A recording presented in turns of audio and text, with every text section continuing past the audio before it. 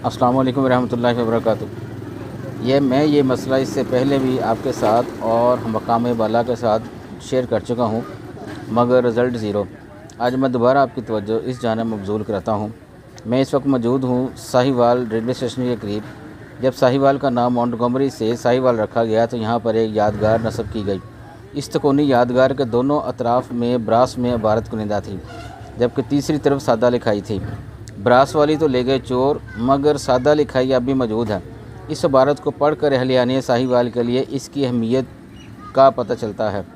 इस यादगार के पीछे एक बहुत बड़ा बरगद का दरख्त था जिसको काट दिया गया और अब तो उसके असरात भी कायम नहीं रहे।